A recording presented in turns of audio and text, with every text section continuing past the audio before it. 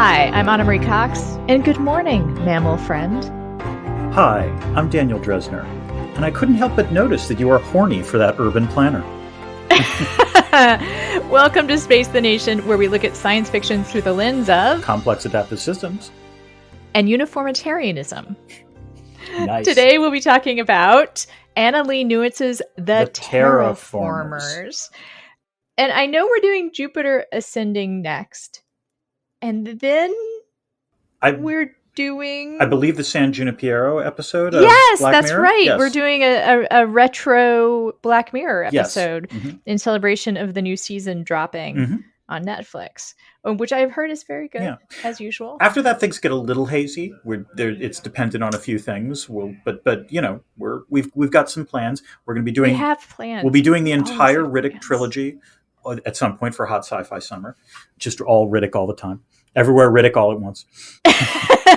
It'll be ridiculous. Yes. We can call it ridiculousness. There you I go. like that. Yes. All right, Dan, what do people need to know about supporting the show? Okay, so we are in a structure here where what we do is we seek patrons out. So, you know, if you want to become a patron, go to... We're avoiding capitalism. Yes. Oh, yes, exactly. Yes. So, you know, if you go to patreon.com/spacethenation, you can potentially choose to become a patron for as little as $3 a month. And in return for doing that, you get all sorts of goodies. You get early access to podcasts.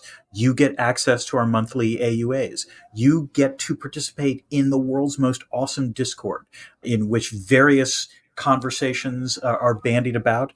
Suggestions often come up. And indeed, in many of our podcasts, we will answer questions plucked from the Discord. All right, Dan, thanks. Now let me introduce a very special guest and therefore a very special version of our show. We've only done one other interview for this incarnation of the show. That is correct, yes. Now it happens to be with this person's partner, but I want to... Listeners, if you could see my face right now, you'll know why Anna is laughing. Dan didn't know that. I did not know that. I knew that Charlie Jane Anders and Annalee Newitz were close. I did not quite know they were that close. So, okay, good to know. Right. We are going to expand our horizons beyond a single household in terms of interviews. Yes. But we figured we'd exhaust this household first. That seems like the...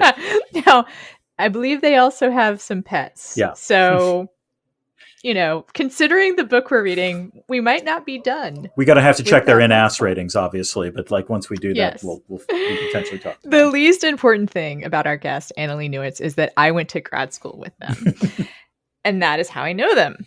Now, our listeners may know them as the editor and progenitor? Primogenitor? No, I think it's progenitor. I think I want to say. Progenitor. Yeah. All right. I nailed uniformitarianism. Damn Yes. it. But the important thing Anyway, is... she founded Yes, which is an awesome website. Was an awesome website, yes. So they were also connected to me via Nick Denton. Interesting. Our careers have kind of paralleled. Mm-hmm. They're also the author of Autonomous, which won the Lambda Literary Award, and the author of a best-selling nonfiction book, For Lost Cities, A Secret History of the Urban Age. And as I said, they are our guests this week to discuss The Terraformers, their latest book. Dan, so your turn. We're not going to do a full breakdown. No. I'm just going to give you a précis of The Terraformers. And the best way to put it is that it's world building, literally and figuratively, Anna. It is about a corporation called Verdance that is trying to build a planet for, you know, people who want to buy a plot in the good old fashioned Pleistocene age. And they're doing so in a world where people are not really born so much as decanted. And by the way, people is a category that includes sentient animals and bots. So the novel spans more than a millennia as members of the ERT, the Environmental Rescue Team, really are trying to do a lot of things. They're trying to fight the corporate power. They're trying to pursue eco-sustainability. And they are trying to hook up in super sexy ways, Anna. And we wound up talking about perhaps more than people would expect us to. I don't think we come across as especially horny people. I'm not going to judge our listeners. I'm not going to judge how we come across. No, I meant us. I don't think we come across as especially horny, but we spent a lot of time on this. Yes. I mean, I can only speak for myself. As I've said, it's been a while, so I don't know. There's nothing I can say at this point. No, there's not. Yeah. I'm just making it a running joke. Yeah. When it stops being a running joke, people can celebrate for me. There you go. I am on the apps now, which is a whole other conversation. I have some ideas for men who are on the apps. Oh yeah. And men, you should listen. That's the only answer. Some suggestions. Yeah. We'll add that to another show. Exactly. I am 100% with Anna-Marie on this is all I will say on that point. There's some bad profiles on those apps, Dan. Yeah, I know. Really good profiles. Anyway, enough about horniness. Let us get on with the interview. Here is our interview with Annalee Newitz.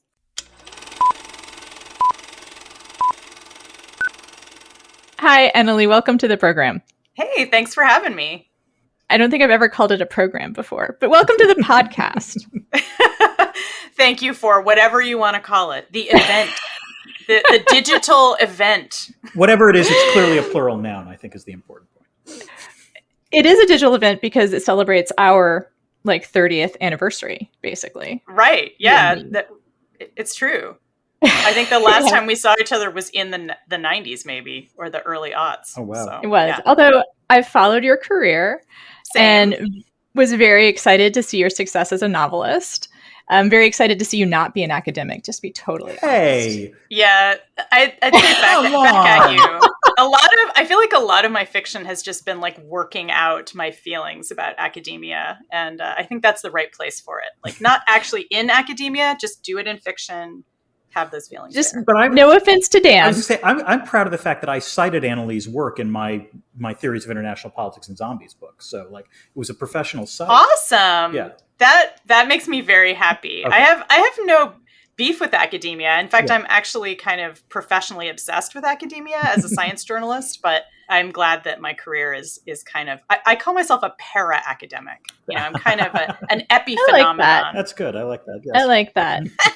Okay, we'll get back to the actual first question I have for you, which is your books have covered a lot of different kinds of scientific problems. This is your first one to deal with. Actually, so why don't you go through all the different scientific questions that you've tackled in your fiction first? You'd say, Autonomist is about a drug that changes people. Yeah, Autonomous is about a drug that changes people's brains to help make them more productive, but it's also about robot consciousness. So it's really a story about both artificial and biological brains, if you will. And my second novel, Future of Another Timeline, is really about history. I do use the device of time travel, which is not scientific. I was sad to discover when I talked to a couple of physicists that there's no way time travel is ever really going to happen. Yeah. Mm-hmm. So it's just a literary device, but the work is really thinking through, how do you change history? Is it great men who change history, or is it collective action? And the characters are experimenting with that as they move around the timeline and try to make sure that abortion remains legal in their present day, which at the time I wrote it, abortion was legal in the United States, in all the states. And I have been feeling really guilty about calling into being a timeline where it's not. So that sucks. And in the Terraformers, I think there were a lot of other people trying to call it into being for what it's worth. No. Yeah. No, everyone blames Annalee for this. Let's be very clear about that. I've gotten quite a bit of blame, and I was like, really? You do know about the multi-decade long movement. Seriously? That's disturbing that you've actually gotten not in a series, but in the way that I feel like in the science fiction world, it kind of considered a compliment if you predict something, even if it's a terrible thing, and people will be like, you caused that. And it's like, I just paid attention to the political moment. And, I was actually finishing that novel during the Kavanaugh hearings. And it's a very gory novel. It involves a lot of murdering of incels and other undesirable men. And as Kavanaugh was testifying, I was like, I'll just throw in another murder. Just, just an extra one. Just for fun. So that was inspirational, I guess I would say. Yeah. Well, speaking of inspirations, that's sort of the turn I wanted to make here, which is that, so it's called the Terraformers, but I may be so bold. It has some terraforming in it, but that's, to me, not what it's really about. It seems like it has also a lot of urban planning, which I would love to talk to you about as well, but we might save that as a little bit of a sidebar for people who don't find that fascinating. But I think what everyone would find fascinating is it's a really deep dive into personhood. Yeah. I think that's right. Yeah. Okay. And yeah, sorry. I was going to let you continue. Yeah. Well, I think that's right. And so let me look. Dan, I wanted to add. So, like, in some ways, this thing I want to set you up for, like, in some ways, the essence of this book, or this book starts with something that you reference a lot, which is called the Great Bargain, I think, which is this sort of farm revolution where, and you talk about it, but there wasn't actually a ton of backstory about it. And I think Anna and I were both curious. So, like, it's this thing where basically it's decided that animals are going to have personhood as well as humans, correct?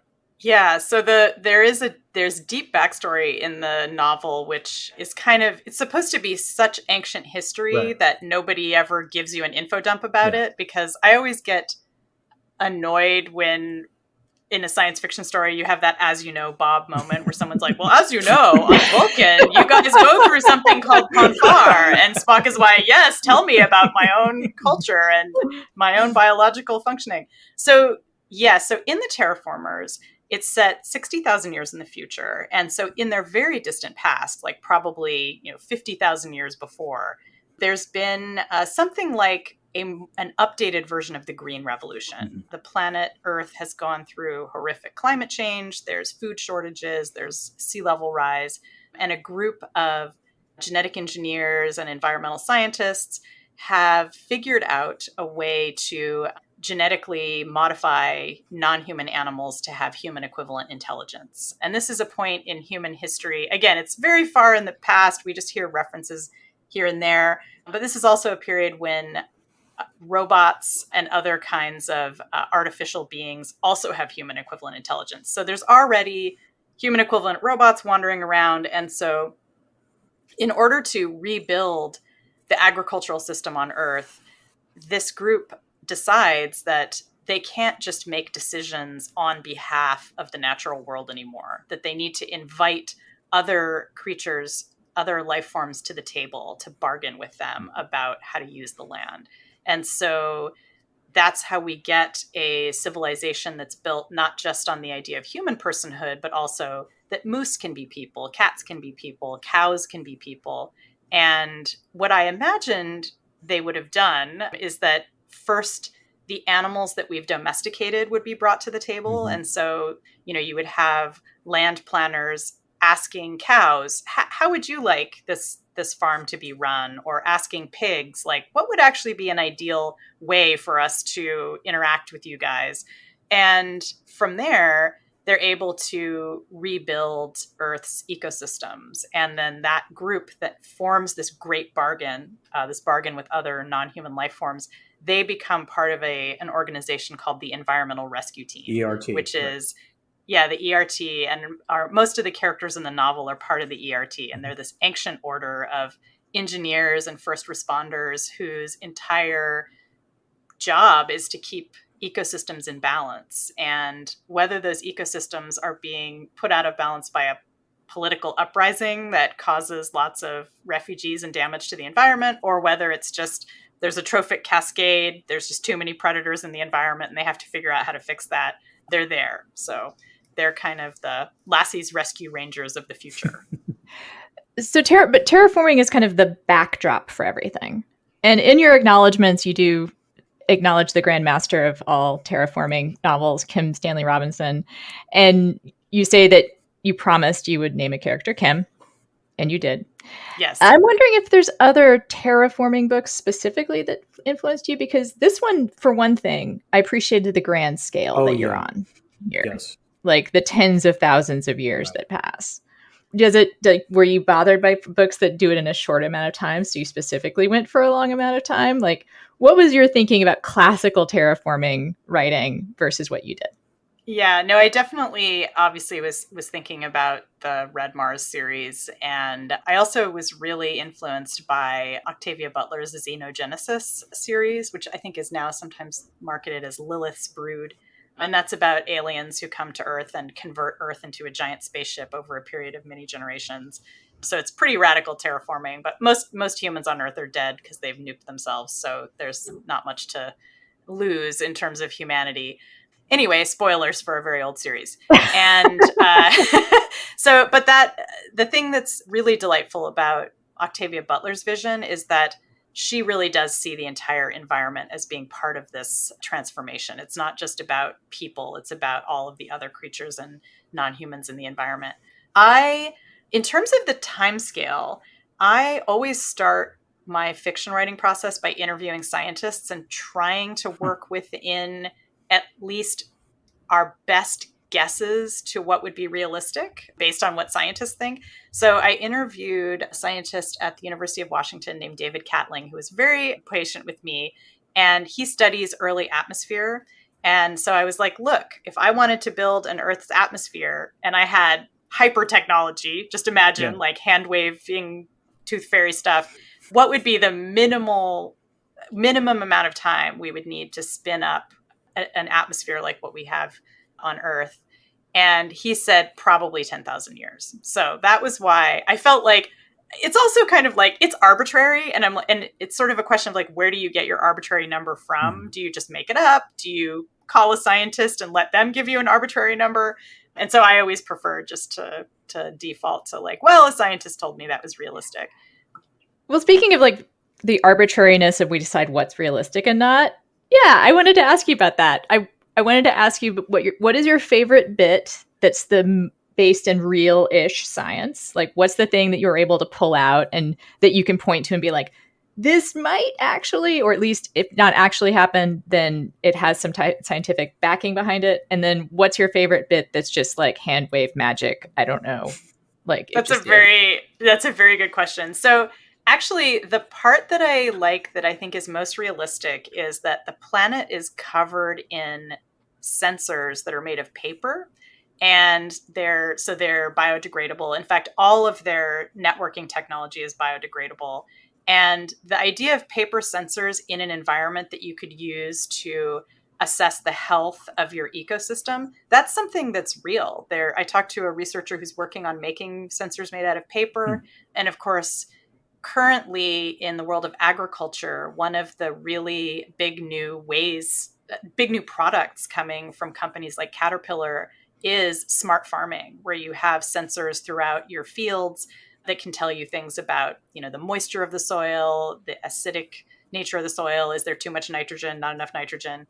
And so that to me was very realistic, that you could be looking in a very granular way at how healthy your ecosystems were, and also what was just in your ecosystem. Like, is there a new creature that's come in? What are they doing? That kind of stuff. So that was very fun and realistic. I then took some extreme liberties as I built all of the creatures in the ecosystem. The idea that you could have a flying moose who can text from his flying brain. Stuff probably right. That the flying stuff was my tooth fairy part of the story. Yeah, where they it's have just anti-grav mesh, Annalee. It's actually relatively straightforward. Yeah, it's anti-gravity mesh. They build it into their bodies. Let's go. It's it was the pandemic. I needed that was flying. And moose. my suspicion was that was Whistle's opening line to Midnight anyway. So that works perfectly well.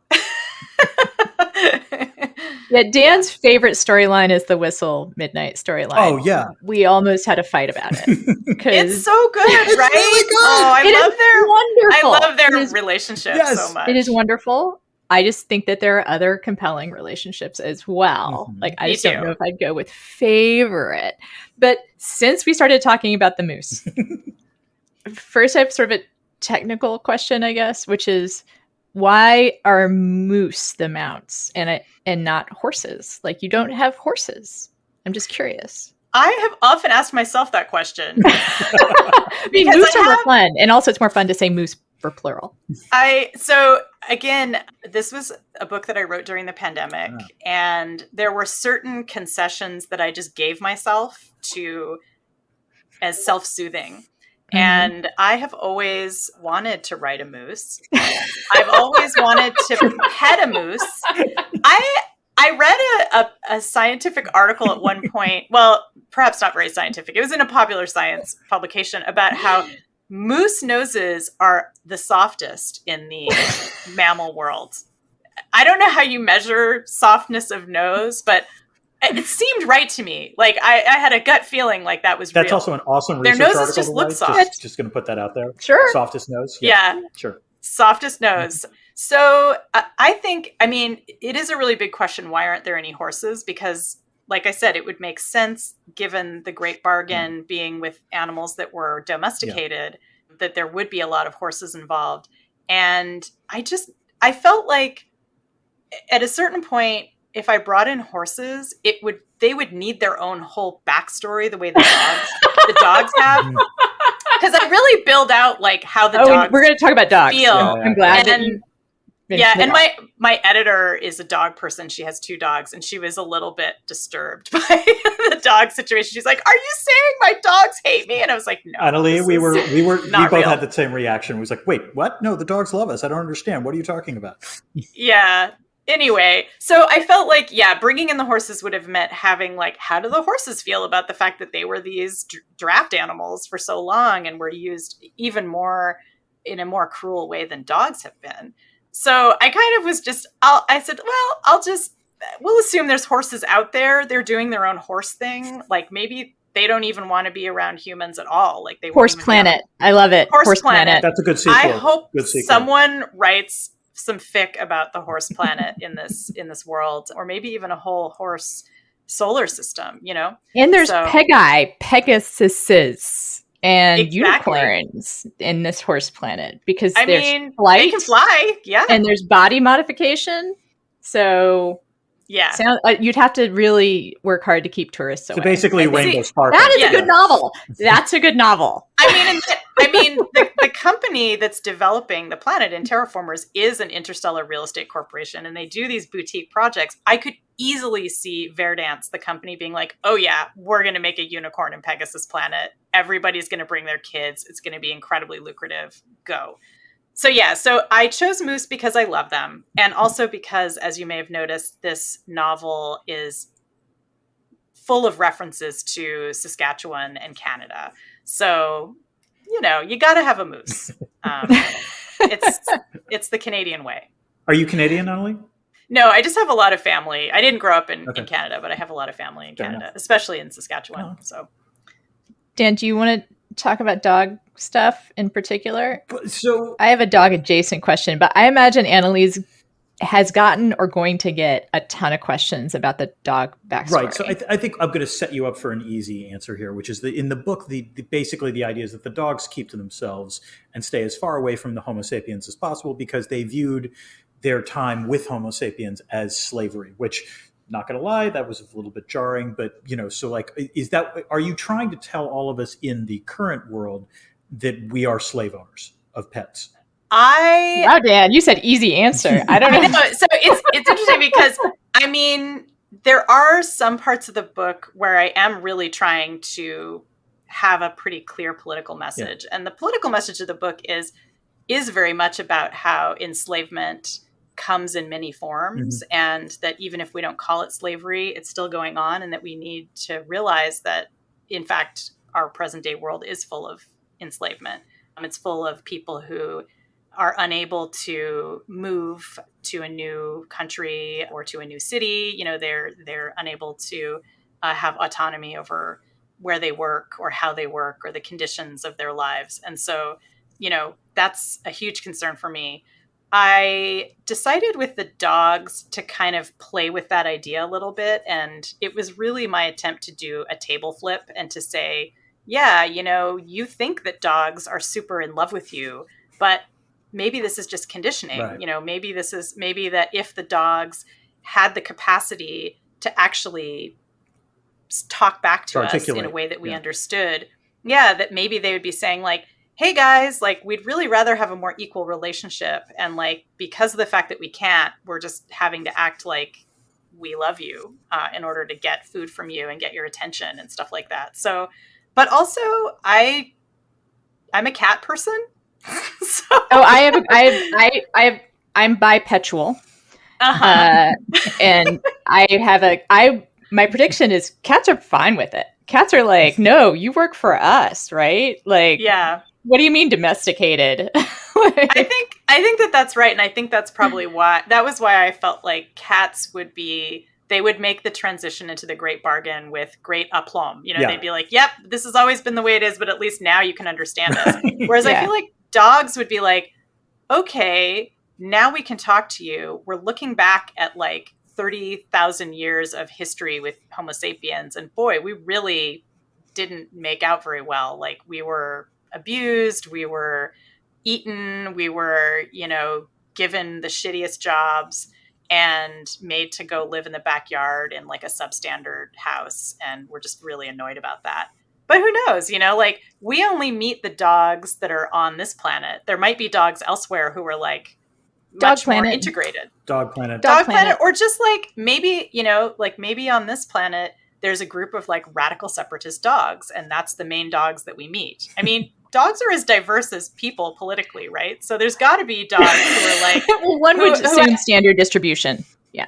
Right. So there's got to be groups of dogs who are like, no, that was fine. We domesticated people. They domesticated us. We had a great relationship. And now like we do business with Homo sapiens all the time.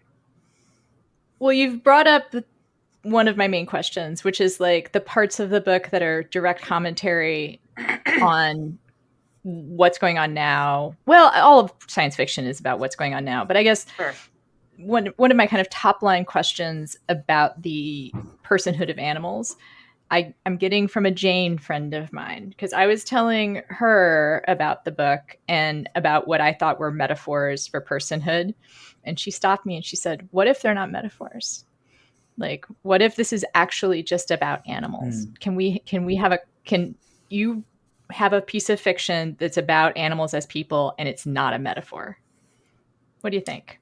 I think that's right. I'm so glad that your friend picked that up, because one of the things that has always irked me in stories that are about what often get called uplifted animals, so non-human animals who are given human equivalent intelligence, oftentimes the animals in those stories are given really stereotyped attributes. Like you'll have a cat person who's like really growly all the time and is like always getting into fights. And you'll have like a rabbit person who's always very timid, or like a dolphin person who keeps wanting to go swimming or whatever. You know, it's like, and what I really wanted to do with these non-human animals is have them have all kinds of personalities, and like they don't all act in a stereotyped way. You know, there's one moose who's kind of an intellectual, you know, there's one moose who's much more mellow and freewheeling, and they aren't, you know, constantly obsessed with just grazing or migrating or whatever a stereotypical moose behavior would be. They do like swimming because moose do love to swim, but so does everybody. So I wanted to imagine a future where this great bargain has allowed Homo sapiens to maybe decenter ourselves and to think of ourselves truly as part of an ecosystem of many life forms who all have equal, you know, rights to enter into agreements with each other. You know, they all can kind of have access to how to run their society, how to manage the land in a best case scenario. But of course, in the Terraformers, we see kind of the worst case scenario where this is a privately owned planet that's run by a corporation. And so the rights of all of the people are abrogated by the fact that they're enslaved, the fact that they have no choice about where they can live. They have to stay on the planet.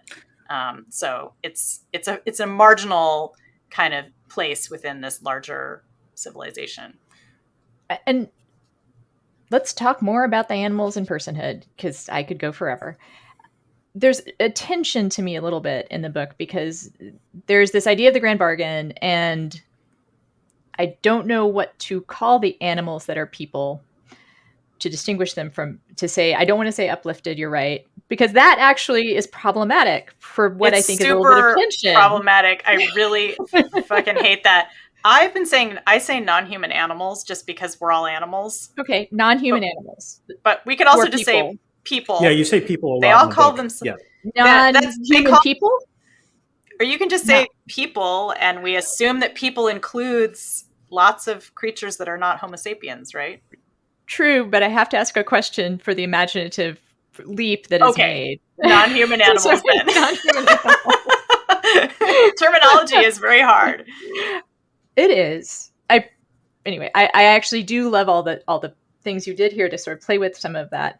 So there's this little bit of tension because I assume there is something that has to happen for some animals to achieve personhood and others not to. Mm-hmm. Is that and that's a technological thing that is given to them by animals of all kinds, whoever has that power. First, it was probably just humans, but then obviously that's democratized. But that's a step in this process, right? Yeah, so the kind of origin story that we hear about is that there are some Homo sapiens and some robots, some artificially intelligent beings. They're not necessarily all robots. And they decide to enter into this great bargain. And the way that they do it is they genetically engineer non-human animals to have the ability to communicate with humans.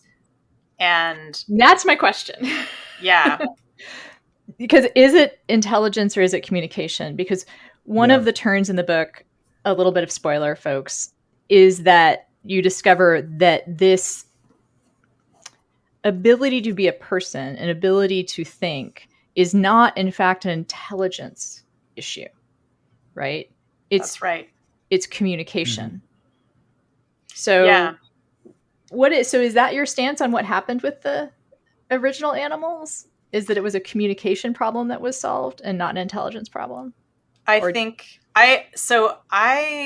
find the idea of intelligence to be incredibly slippery. Intelligence is problematic. So that was why in this book I was like, no, I'm not going to have this idea that we make non-human animals quote unquote intelligent, because I think there's plenty of evidence that lots of creatures on the earth right now are thinking and doing things that clearly show that they have some kind of culture and civilization and intergenerational memory and all the things that we think of as intelligence.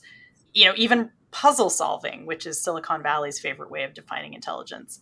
And I wanted to have something more concrete, a way of showing how basically people who have the power to do this genetic engineering, how they've imposed an intelligence hierarchy on all of the creatures around them. And they've chosen to define intelligence as the ability to communicate. And then what they do is they build certain life forms with greater or lesser capabilities to communicate. So our main moose, who we fall in love with in the book, or who I fell in love with in writing the book, Whistle, I totally fell in love who is the mount. Yeah. So Whistle has been built to be a class of being called a mount, which means he can only speak in monosyllables, or he can only text in monosyllables unless he's using a proper name. So he's able to use certain proper names that have lots of syllables, and it gives him a lot of pleasure. And there's another class of beings called Blessed, who are only able to talk about their work. And it makes it very difficult for them to talk about anything else. And they have to come up with all these different workarounds to try to say something that isn't directly related to the labor that they're doing. And then there's people, and the people have full access to whatever vocabulary they like. And I liked that idea because it is a very nice metaphor, because really a lot of the issues that we've had historically around enslavement as people, as humans in real life, the issues we've had around enslavement, or even just around, warfare, have often had to do with one group saying like, well, that other group isn't even capable of talking practically, or they systematically deprive them of the ability to communicate through writing or through speaking their own language. Or they're constructed as subhuman. They're viewed as subhuman. Yeah, they're viewed as subhuman, but a lot of the ways that they're portrayed as subhuman are imposed. Right. You know, Yeah. they're cultural. Like they say, oh, well, they don't even speak English, Right. you know, Yeah. or they can't, you know, or they don't even know how to write. Or they don't even have a writing system, at least not one that we recognize. You know, they just use ropes and tie knots in them. How can that possibly be some form of writing? Let's just burn it all down. Those little pictures, they're just little pictures. They're just right? little pictures. Pictures. And so I think it's a nice way of, for me, it was a good way to nod to the history of how people have dehumanized each other, but also it was easy to imagine that in the future that might become something that humans would impose, that people would impose on each other, this kind of limited form of expression as a way of maintaining their enslavement. I will say that I think that servitude. I will say that I think the creepiest part of the book, I mean this in a flattering way, was the Blesseds for me. Was even more so than Whistle. Like and maybe this is my own prejudices. Like, yeah, Moose. Okay, I can figure it's hard for them to articulate, but the idea of people for whom they can only communicate if they're talking about their work is just utterly chilling. The idea of human people. Yes. The only ability to talk about their work. Because that's that's the trying to decenter humans right there, right? Is to show I think you kind of had to put a Blessed that's a human, but that's to show us humans what that's like. It forces perspective taking, even if most of the Blesseds, it seems like, or not most, but we are first shown Blesseds that are non-human animals. I want to talk about one of the decentering moments that I really appreciated, which is when our heroes come across a dairy farm. Yeah. So with a cow, a person that is a cow that is a person. Zest. Yeah. Zest, yes. One of my favorite characters. Also not fully a cow, right? Like she's a cyborg cow. She's a cyborg cow. She's modified herself to have all kinds of cool properties and actuators. And she actually speaks too, because she has little speakers and she doesn't just text. I appreciated two things about that. One is that I think it was very deft of you as a novelist to put that scene pretty far back in the book, because I think a temptation for someone writing a book that wants to showcase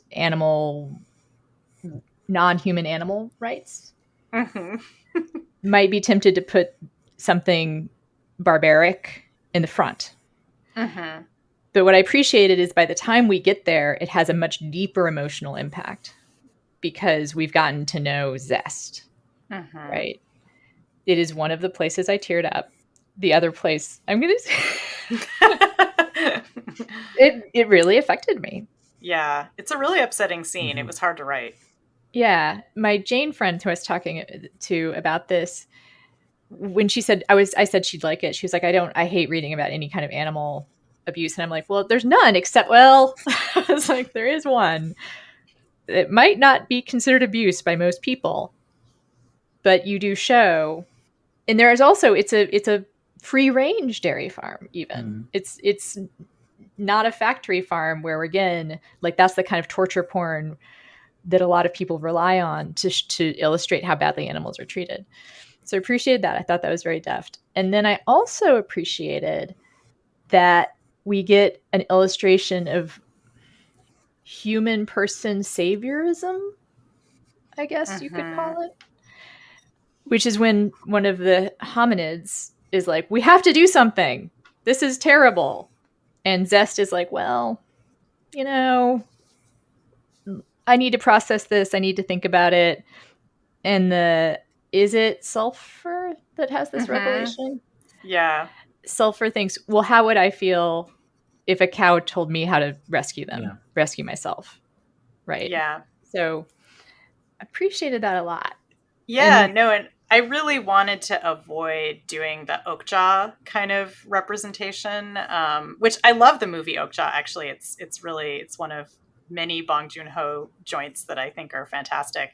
But that's very much about the abattoir, right? Like the horror of like this massive farm full of genetically engineered animals who are being just, they're treated like meat even before they're dead. There's like a scene where they take a sample from one of the creature's bodies and cook it up in front of the creature. And it's like, just, I mean, it's very effective. It's super sad. You really do identify with the non-human animals. But yeah, I mean, this is a far future where they're not doing that kind of overt torture anymore of non-human animals. So it's all in the realm of, you might even call it microaggressions, because a dairy farm, I mean, as you said, these are cows who are roaming free. There is a fence around the area that they're in. They can't go beyond a certain point, but they have lots of land. You know, they're not squished up into a little cage. They are not being herded. They're just eating grass and hanging out. But Zest, who is, you know, a person and a cow, is disturbed because she's never met a cow who wasn't a person. And these are cows who were built to be, the joke in the book is this ongoing obsession with Pleistocene authenticity. So these are authentic Pleistocene cows. These are artisanal cows.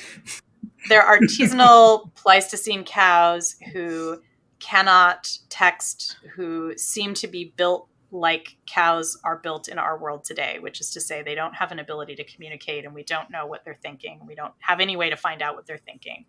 So I actually spent a bit of time when I was working on Zest's character reading articles in agriculture journals about how to read the facial expressions of cows.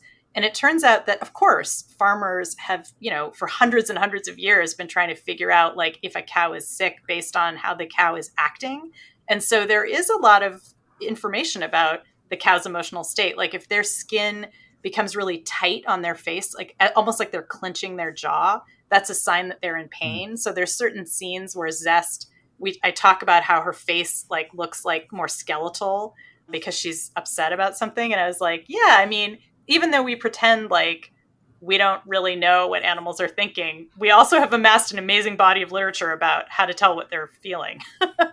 And I wonder about the decentering of the humans. Is how portable do you think that metaphor is when Sulfur realizes that they can't step in on Zest's behalf? Like, is that a white saviorism?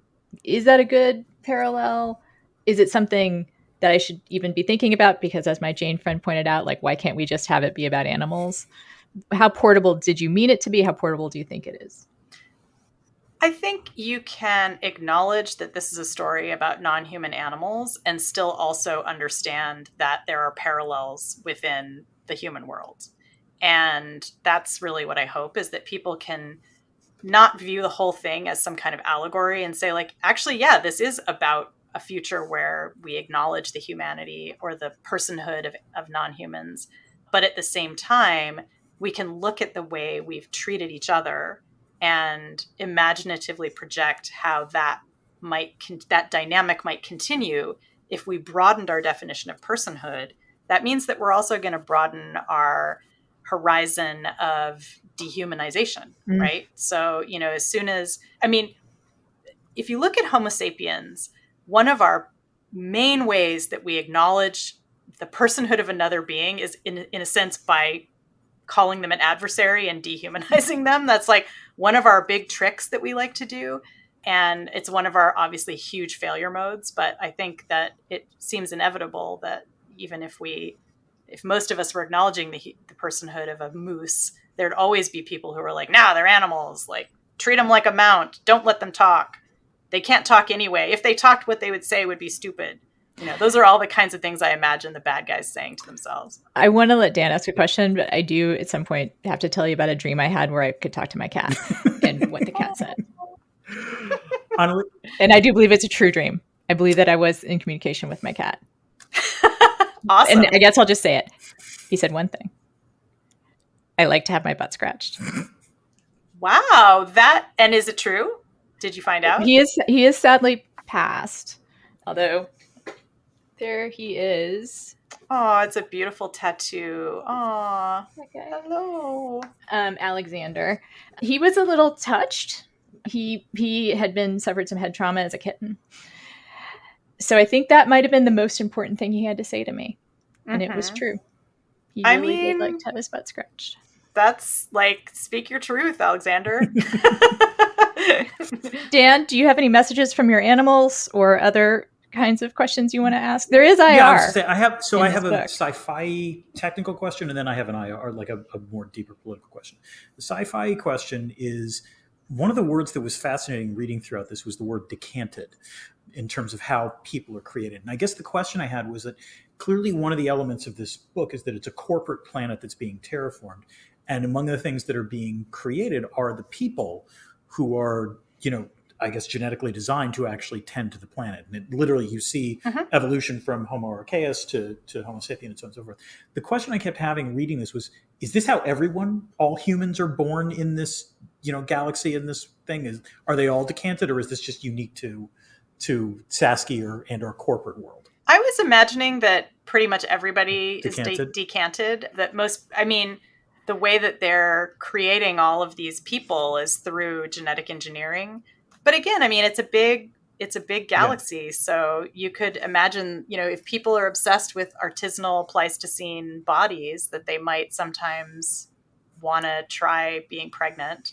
So yeah. There's also a school of feminist thought that posits that we're not going to be truly equal until it's possible to free us from biological determination to have kids, which is what I thought about all the decantation. That's what I absolutely believe. I think that, we have to equalize it. It has to be that, birthing is something that we all do equally. And so I think in a world that's as post-human as this one, I'm sure they've had revolutions and counter-revolutions over that question and have relitigated it in a billion ways we can't even imagine, because once you don't have to have a class of people who get pregnant, then a whole other set of political questions come up. Like, who gets to be pregnant? Like, what does it mean to be pregnant? Does it change your gender if you're pregnant? What is gender? We don't even know anymore. That kind of stuff. It's just going to get weirder and weirder. Or who chooses to be a parent, and why do they choose to be a parent? Like, that was the thing that struck me as fascinating, is that it's a really, what you're proposing is a really radical revolution, and not just childbirth, but parenting, in the sense of, because the act of parenting is extremely different in this world, where someone is born where they're already in some ways, fully adult sized. And it's just a question of how do you, welcome them into the world. So that was... I love a world with no children personally, but I really feel like that, to me, that was super important. That was a big part of the decanting narrative for me, is that this is a world where they have abolished the tyranny of childhood. And you're never in a state of being so vulnerable that you can be trapped in a tiny little totalitarian domestic space. And that's something I've dealt with in a lot of my fiction, is the question of the horror of nuclear families. and so this is a way around that, where it's like, we're actually parenting and being a child are consensual. Right. And you are in a bargain again. And you can't get fucked up. That is my argument. Yeah. Or at least no one can fuck you up. You can't be fucked up in that way. Certainly, you can be... There's many, many characters who are abused and there's trauma. Made vulnerable by the state or made vulnerable by the corporation that owns them. But you can't be fucked up in that unique, special way of the mommy, daddy, baby situation. So this leads us to the deeper sort of politics of the book. And the thing that I thought was fascinating was, first of all, you actually create this world where really the sort of most powerful political actors are the corporations. And really, it's this sort of nasty internecine corporate warfare going on between, is it Ronnie and Cylindra? Am I yeah, the two. I did guys. love that. That was wonderful. And it was, I'd say as a political scientist, was like, yes, I approve of the slightly less bad person being willing, for just pure vengeance sake, to screw over the bad person. That was totally believable. Yeah. The other thing that I like that you did, and I really want to commend you on this, is that when you did talk about how the ERT engages in decision making, and how the attempt to have democracy or sort of consensual decision making elsewhere, you made it very clear this is not an easy thing to do, that this is incredibly time consuming. And indeed, you even have the characters complaining and bitching and moaning about the fact that this is taking friggin' forever and so forth. It was like, good, because that's how it's supposed to work. I just wanted to say, you passed the political science test of not everyone's totally going to agree and have a consensus immediately on this. Yeah. I was curious, where did you have the idea? I was fascinated, you have the decision rule in the ERT is, they talk, there's a majority, there's a minority, the majority wins, but the minority gets to impose one concession on the majority. I was just sort of curious what your inspiration for that was. Actually, my inspiration was from a lot of conversations I've had with Malka Older, who wrote a series that starts with the book Infomocracy. And she's done a lot of humanitarian aid work. She's a political scientist, but also a sci-fi writer. And I've talked to her a number of times about democracy. And one of the things that she always points out is, we can change it anytime. Like, you can have democracy that looks all different ways. There's different ways to vote. There's not just one. We think of there being only one way, but in fact, the field is open. And she loves to invent new kinds of democracy and think about all of the vulnerabilities in those new types of democracy. And so I was like, that's true. And if you were trying to have a more egalitarian or more consensual form of voting, maybe one way you would do it is to make sure that the minority always feels like they have a stake in the decision, even if they lose. And so it was really a mechanic that I was just trying to imagine, like, well, if I were in the minority, which I generally always am in our democratic debates, like, what would make me feel like I still had a stake in what had happened? It would be if, like, I still get something. And my position is still acknowledged in the final decision. And so it was just something I thought it's kind of utopian, even though, of course, as you say in the book, it's incredibly annoying. And the people who are demanding the minority concession are just, all they want to do is what yell. You do a good job of is demonstrating that it's simultaneously tedious, but you do sort of avoid the, for lack of a better way of putting it, polarization that might occur in actual democracy. Mm-hmm. So in that respect, maybe that was the sort of utopian element of it. But, you can't do everything in these sort of books. No, you can't, especially because I feel like this book has a lot of scenes that are people in meetings. Yes, it does. No, you have a lot of committee meetings. There's a lot of meetings. I was going to ask you at one point, like, did you just have a dream? You were like, urban planning, hot sex. Yeah.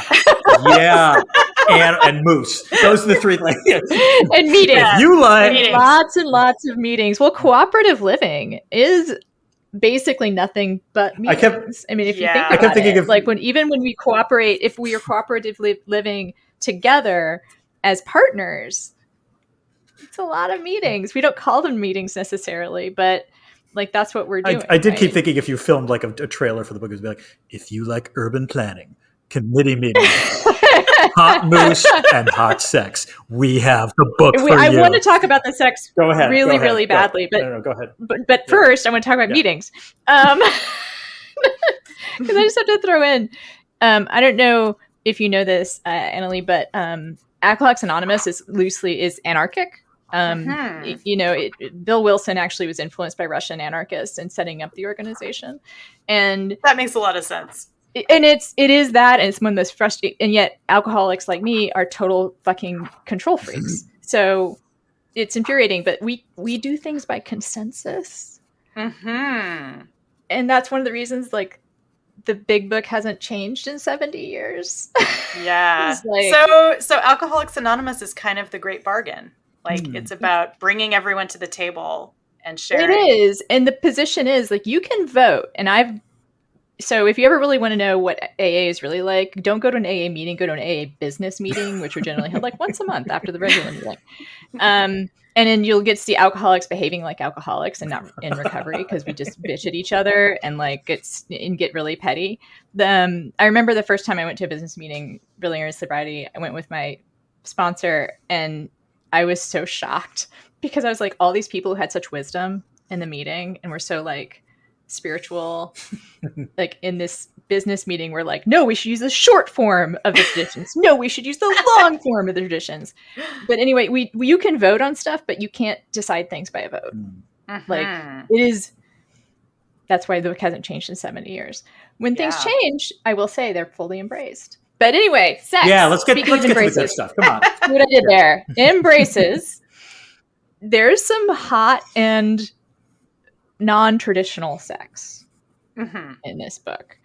Dan, do you want to? Maybe I'll make Dan talk about the sex first, but I do have questions. Dan, did you have a question, or did you just want to say that you liked it? Do you have a question or a comment about the sex? Hey, Dan, as a white guy here, do you have a question or really more of a comment? That was actually a good, just like giving the finger is a great comment. That's one of my very favorite comments to give. No, the one thing that I was legit confused by was the robot sex. Like that I was like, how does that come about? We don't get to see it, Annalee. You described. I know. Is there like the X-rated version of the book where we get to see the Terraformers After Dark? R for R, yeah. No, I love the R for R bar. Yes, that was great. So in my first novel, Autonomous, there is a lot of robot sex. So if you would like some robot sex, you can go there. I'm sure it's our listeners will be glad to hear that. Robots. Yes. Yeah, no, there's some very hot gay robot sex. I call it gay, but the robot and the human in Autonomous would not call themselves What gay, would make it gay? That's a question, right? Like, I don't know. Basically, it's like a Tom of Finland kind of robot. Oh. It's like a big, burly... bear robot. Okay. Yeah. It's like a big, like, mech, military mech. So, Dan, are you asking for a description? Because it would be a very... So you need to know more about robot sex. I don't need to know about the mechanics. It was more the idea that robots have sexual desires. That was the part that I was like... Yeah, why would you... What in the process of creating robot humans, what part is who gets to make the decision that they're going to have sexual desires? And it's a good question. So Terraformers is actually set in the same universe as Autonomous, 60,000 years later, 55,000 years later. So, and I've written a couple of short stories that are also set in the same vast timeline, one of which published on Tor.com, and it's called Old Media. And it's actually explicitly about, it's explicitly about how robots decide whether they want to be sexual. And it's about a human and a robot who have been through a lot together. They really love each other. They're roommates. And the human is like, well, why don't we, let's have some sex. This robot looks like a human, she's got all the stuff that she might need to have basically human sex. And she's just not interested. She's asexual. She just doesn't feel like it's something that she wants to do. And she has other robot friends who are interested in sex. And when they can download various programs to explore desire and can implant themselves with different kinds of desires if they want to. And so it's radically consensual. Like, you have to consent to even have sexual desire if you're a robot who's autonomous. If you're not a robot who's autonomous, if you're an indentured robot, you don't have any control over what programs are put into your brain. So humans, a nasty human owner could do all kinds of terrible stuff to your desires. And that's one of the big questions in Autonomous is like, where does desire come from? Does this robot really feel what the robot is really feeling? Whatever. The robot's trying to figure out how it feels. And my question, why would you want desire? But it's been a while, as I've mentioned before. So, I mean, so we don't get into this question at all in the Terraformers. In the Terraformers, it's just sort of understood. It's a given. Like, this civilization has existed for so many thousands of years that I'm sure they have all kinds of... We get some hints that they have all different kinds of codes and kinks and ideas about what they might want. So I think that, if you're a creature a living creature who lives for hundreds of years, potentially thousands of years, like a lot of these characters do, you'd be trying a lot of different stuff.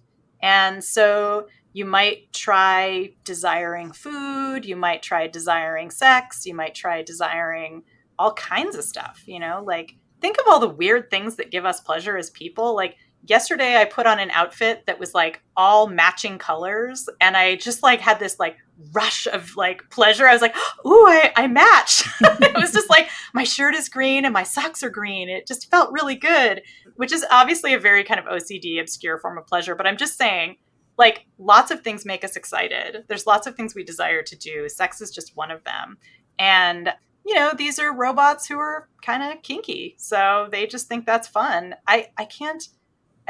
People who are into kink often really love like rules and systems and, plans, elaborate desire maps and plans. Like, oftentimes if you're having like, a kinky encounter, you might actually make a list of like, these are all the things I like. Yeah. These are the things I don't like. Here's my safe word, blah, blah, blah.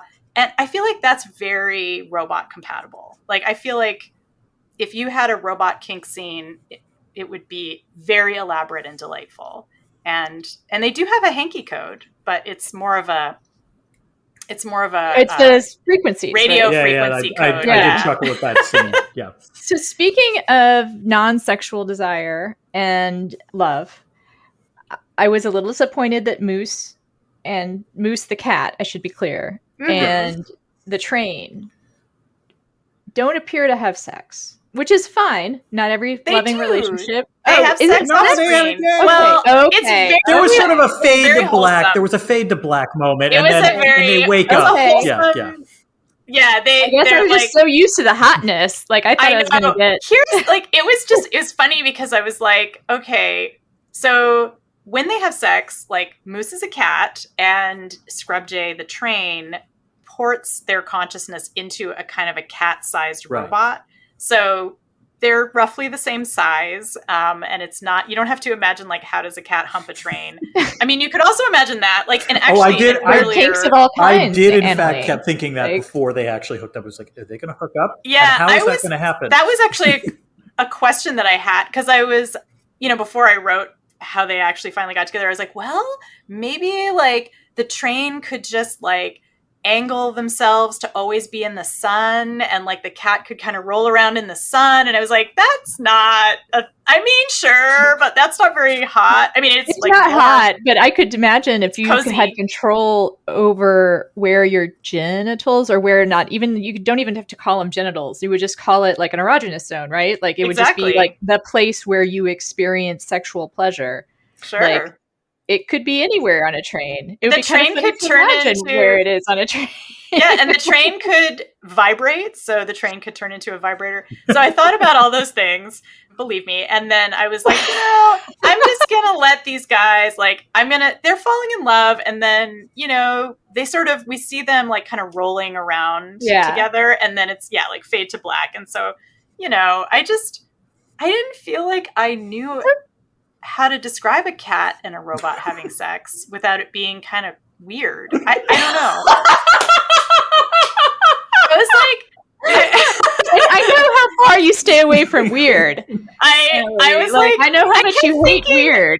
I kept thinking about Jean M. All's like Clan of the Cave Bear books that are like full of animals having sex, and how weird that made me feel when I was a teenager reading them. And I was like, I don't know. I got some news for teenagers who may read Terraformers or Autonomous for that matter. I do like Annalee's world where like a sentient train, totally on board with that. A sentient train having sex. Whoa, I don't need to go into that. I want the train. I really want the train to get laid. I just don't know how to describe it in a way that I don't know. I just didn't feel like I was. But good for Scrub Joy for like being able to. Well, let's talk about the hotness of the sex scenes then, because that is a good, interesting question. Because the sex scenes are non-traditional. What would I don't want to use problematic language. I mean, I'd say they're not typical. Yeah. Sure. Typical. They're not typical or traditional. I mean, whatever a traditional sex scene might be. Right. It's hard to say. They involve unusual parts. Mm-hmm. Some rare parts. There's an intersex person, I believe, although the terminology used is stamen and petals. Right? Oh, yeah. They're just like, they're a non-binary kind of, they're non-binary, and they're not Homo sapiens. So they're like this knockoff brand of Homo sapiens. Right. I was thinking has like this genital configuration. If you could have a choice, why not go with whatever the most things possible? Yes. So they have a stamen, which is kind of like, it's like a large clitoris that can become erect. And they also have kind of this very flowery looking vulva. And I think they have like nipples in a bunch of different places too. Yeah, one of them has six nipples. I caught that. Yeah, so I love how Anna and I caught that. Dan and I are like, it's six, Annalee. We've got nipples. Detailed notes about this, yes. So, you can kind of tell like who grew up with Heavy Metal Magazine. Right. Could it be Annalee? So like there's a lot of like, I feel like there's a lot of ideas about futuristic space genitals that I got from 70s and 80s science fiction that just never left. And so I wanted, like as a person who is non-binary, I wanted to have hot non-binary sex in the book. And I wanted to have a character whose body configuration is recognizable, but also different enough to be intriguing, but also, like I said, recognizable enough that we can still kind of get why it's sexy. And I also, one of the things that was really important to me about Sulfur's character and all of the Homo archaea who are not Homo sapiens have these genitals and stuff. At a certain point, they meet one of the bad guys, Cylindra, who's one of the corporate executives. And she does this horrible microaggression where she makes all these assumptions about the fact that because they don't have gender, they don't have sexual desire, and like just makes all these like casually cruel comments. She seemed repulsed really, in that scene. Like, I mean, it radiates from the page that she's like, oh, I barely want to tolerate you.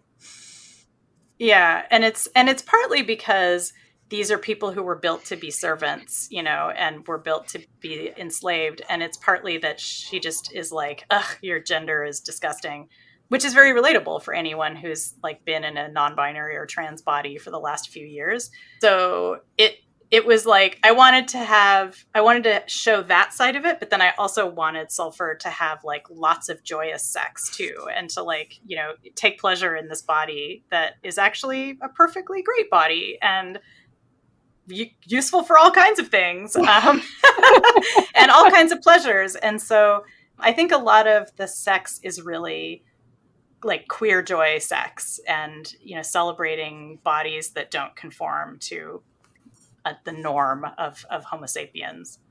But the cat train just a bridge too far. You know, it's funny because I actually I talked to a friend of mine who's a furry about this, and I was like, I'm really worried that I'm going to offend furries because I just that was part of my concern because I'm like, there is a whole community out there that specializes in sexy animal sex. You know what I mean? And I'm not part of that community, and I don't want to just come in and be writing about bull sex in a china shop or whatever. You know what I mean? I don't want to be like. Did you have that prepped? That's good. I didn't. I just came. I'm like, that was my amazing pun of the day. So I want, and I also feel like the other thing is that Scrub Jay, the train, is the child kind of the characters who we've seen having wild sex in the previous section of the book. And I also had this kind of feeling of let's just let Scrub Jay have sex off screen because Scrub Jay's kind of the baby. Yeah. I don't know. I didn't imagine that we'd talk about this much. So I know sorry. we delved a lot. Let's wrap it up. Anyway, Scrub Jay. The point is, Scrub Jay and Moose the cat do get laid. They're having great sex off screen. Trust me. Please go write the fanfic about it. They do live happily ever after. And again, I did not expect to discuss this much. Dan, okay, I actually have a question. I have a capitalism question, which is when I see societies that are kind of post-scarcity, there does seem to be you can make a lot of stuff in this world, right? And also there's these thousand-year-old people. How does inherited wealth, where does the money come from? Who are the rich people in this universe and how did they get to be that? Is it just compound interest? I don't know. It's a good question. Backstory that you even thought about. I did think a lot. Where capitalism came in was really thinking about the act of terraforming. Yeah. And, there's a lot of science fiction about terraforming that kind of takes for granted that, oh, of course you would just do it. Why wouldn't you do terraforming? And I was like, who's paying for the terraforming? That's a really expensive, and it's it's a sunk cost. You terraform something for a really, really long time before you can sell it. And that's one of the big issues that comes up in the Terraformers is that this company is doing this multi-thousand year investment in something that has to pay off. They have to be able to sell that real estate or they're screwed. And so I was thinking a lot about that, about how colonization in this galaxy is being funded through a kind of futuristic version of corporate capitalism. But we also see that there's governments and there is this kind of pseudo UN / Federation of Planets organization. League of Planets, yeah. The League of Planets, yes. They're, like I said, they're this kind of notional body that is a collection of all of the different governments in this civilization. So in terms of how do people inherit wealth, I was imagining it being pretty much the way it is now, which means that the division between haves and have-nots is pretty extreme. It just exists. Okay, And that was seriously my question. Was just like, is it just like it's still the Gates family is like still running shit? I don't know. I mean, I guess he's given away a lot. Oh, I mean, maybe not the Gates family, but certainly we meet rich families. We see that most of the characters in the story are servants or slaves. So we know that that a lot of people, probably most people, are some kind of servant or serf. I mean, talk about concentrated wealth. If it's already, I mean, if you extrapolate from now to tens of thousands years from now, it's not even the 99%, right? It's like some. And you have to assume, like what I assume is, I mean, there's been many, many social disruptions and political revolutions over this time. And so there's probably places like this planet that are very capitalist. It's owned by a corporation. There's probably other places that have social democracy. You know, it's a big galaxy. So, you know, the story is set in a really dystopian part of a much bigger civilization. And where there's gentrification and sort of on this capitalism on the smaller scale. I just get curious about the very, like the latest possible stage of capitalism, I guess. But like, it seems like it's, you know, pretty durable, unfortunately. Yeah. Like we keep on thinking it's late stage, but it keeps on being later. That's exactly how I feel about it. And I've had people push back on me and say like, well, obviously we wouldn't have capitalism anymore. And I'm like, you know, human social institutions like have a way of sticking around. Like we've had religion for, I don't know, 10,000 years as far as we know, and probably further, right? We just only have records going back 10,000 years. And I don't see why other social institutions that are all about forming connections to each other wouldn't also last, you know? So I think it's foolish to think we're going to totally be rid of capitalism. Dan? I think we're kind of winding up. Do you have anything else? I don't. The one last thing I would think, this is a small one, is that so you have the character of Kim, after Kim Stanley Robinson, and I don't know if you meant for this to be, but there was this one sentence where he or she, I wasn't sure. She. I assume she, or they. They say Verdance won't kill anything they can use, and we are extremely useful. And as someone who had seen Schindler's List, I was like, did you intend for that to be a reference to the Holocaust or no? I didn't intend it for it, but I am glad that it resonates, that was what, because that's the vibe. Okay, that was okay. So that's fair. Yeah, but that was the thing. Yeah, I can't think of a better note to end on, Dan. Thank you. The Holocaust vibes. There we go. Well, do you have anything, Annalee? Like, have we anything you want to add to our very extensive discussion about robot sex, or is there something that we didn't get to? Is there going to be a sequel involving Midnight and Whistle? There is. Dan, you write the fan fiction. I am planning a short story about. Yes. Yes. It will be related to Midnight and Whistle. Excellent. So it's I think once I write that story, I will let you know. And I think all I would say is that I think it's really interesting that people who've read the Terraformers have either come away thinking that it's a crazy utopia or a crazy dystopia. And I really prefer to write things that are both. You know, I think that when you're talking about civilization, you always have pockets of horror and pockets of hope. And that's really what's going on here. So if you're getting dystopian vibes and utopian vibes, that's why. We already live in the dystopia. It's just unevenly distributed. Yeah, pretty much. I was just thinking about that the other day. Well, thank you so much. This has been wonderful. Yeah, thanks, you guys, for some great questions. The book. It was a lot of fun. Oh, thanks. Yeah, it was great to see you again after 30 years. Maybe we should not make it another 30. Yeah, seems like a good idea. Just a thought. We want to thank Annalee again for joining us. That was incredibly fun. They were so great. They were great. Yes. And again, perhaps someone who does not live in the same house next time. Yes. And we're going to be coming back to you with Jupiter Ascending and the San Junipero episode. San Junipero. Yes. I work with words for a living. Yes, but they're on the written page. That's totally different. Yeah. Until next time. Keep this channel open for more.